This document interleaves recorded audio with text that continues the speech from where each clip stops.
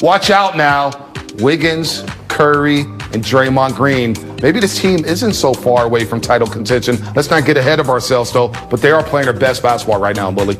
Well, Utah Jazz, Phoenix Suns, the two best teams in the league. Potential playoff matchups. The playoff intensity was there. And more important, the Warriors answered the bell tonight. Not just Steph Curry. Again, 5 players in double figures. But Andrew Wiggins. I mean, he dominated all night long. He dominated the game. And just an incredible performance on back-to-back nights. And Wiggins coming into his own plate every single night this season, Darrell. And he's been Mr. Consistent. Got the All-Star break. Legs were a little bit tired there. But as the Warriors hold on to the number 8 seed after Memphis blew out the Dallas Mavericks, he kept the Warriors in it, where Steph Curry goes 7 for 22, couldn't buy 3, goes 1 for 11 from the three-point line at night after going 3 for 13. And you know what Wiggins says? I got your back, MVP. I got your back, Steph Curry. And he put this team on his back. And that's how it should be, Bonte. Steph Curry's been having an amazing season. He struggled a little bit tonight. I thought the Phoenix Suns did a great job guarding him. But Andrew Wiggins came up big time and did what he does. Two-way Wiggs, got it done. Phoenix Suns, give them credit for their defense. They did a tremendous job guarding Steph, limiting his opportunities. But we said at halftime, the ball was moving. They were getting good looks. They couldn't make open threes. What won this game was those 3 consecutive threes by Andrew Wiggins, JTA, and Jordan Poole. So as long as you're getting good shots, you're going to feel good about your approach to the game. Phoenix overcommitted to Steph. The ball was moving beautifully. They were getting open looks. They knocked those 3 consecutive threes down, and that's what won the game. Warriors are 5-9 on the back end of a back-to-back this season. They now improved to 6-9, and they sweep the Jazz and the Phoenix Suns, and now they get 2 days off before they take on the Pelicans Friday night. Let's go back down to Chase Center and get a live reaction from Bob Fitzgerald and Kalina Azubuike. The reason we love sports is because it's unscripted. Because the script is the Suns, well, they lost to the Lakers, and the Warriors have only 8 guys, and they had a great win against Utah, but they're not going to have anything left for the back end of a back-to-back. And for a while, as the Warriors couldn't make a 3, the script was right. Except the Warriors turned it on its head and just had one of the best back-to-back sweeps you could have in the NBA. That was the most impressive win, back-to-back performance you're talking about. Andrew Wiggins is showing people what he's made of. Yeah. Like, I'm not going to miss a game. And I'm going to get better as the season goes on. And when my teammates really need me to show up, I'm going to be there. I'm going to be ready. And he was killing the whole night. And then fourth quarter, everybody started hitting shots. Yeah. No one's afraid on this team. The mental toughness is through the roof with this squad. The grittiness. You talked about scrappiness. The Phoenix wasn't ready for that. And the Warriors kind of got him a little frustrated, a little frazzled there. Juan Toscano, the chippiness happening. And Warriors used that. And they kind of went on a little bit of a run. It was kind of a slow upward trend.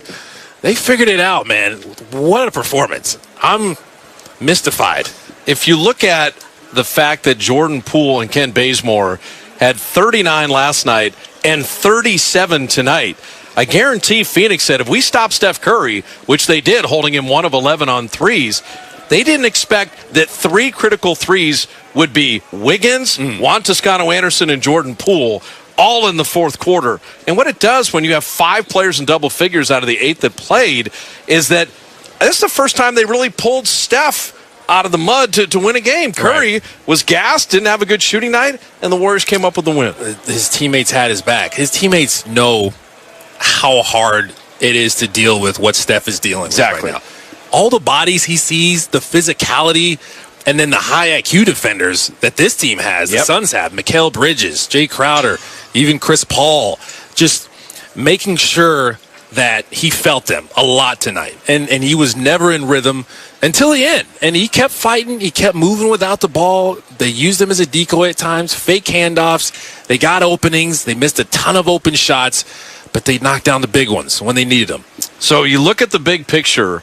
The Warriors are in the play-in tournament. We know that. Probably Sunday decides whether it's 8 or 9. But what is certain is they will play either Utah or Phoenix in round 1 if they make it that far.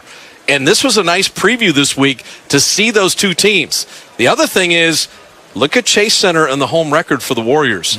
They're becoming very difficult to beat in this building. Keep adding more fans, and I can't wait for Friday at 6:30 bring on Memphis, and then who knows what happens with the play-in tournament. But this back-to-back is something we're going to be talking about for a while. It was that special.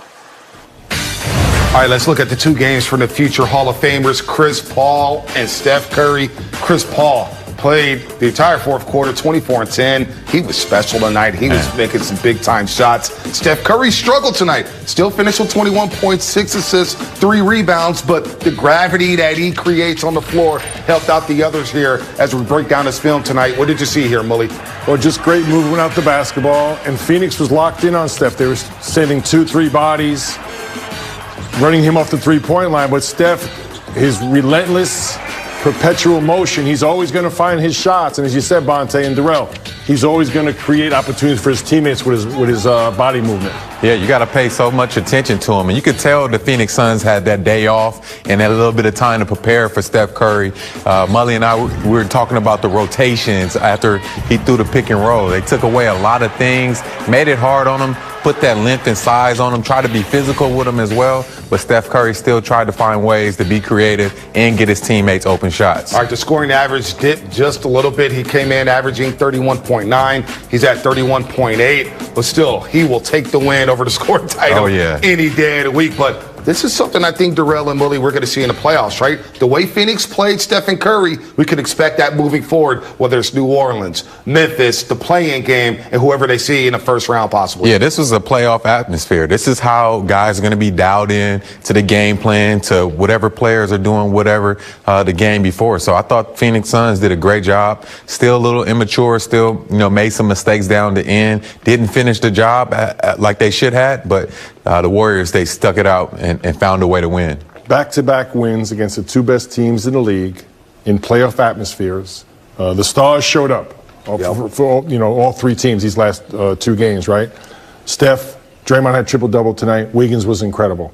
But you look at both Utah and Phoenix, the role players for the Warriors thoroughly outplayed both role players for the Utah and Phoenix. That's a good sign moving forward. That is, no doubt about it. And Darrell, I think you're going to join me on the morning roast tomorrow with Kate, Scott, Joe Shasky, the Butcher Boy, and the entire crew. I think we'll talk about the Dodgers slumping. I think we'll talk about the Giants winning. And then we'll talk about this game. Of course, Andrew Wiggins scored 38 and we'll do a little right or wrong.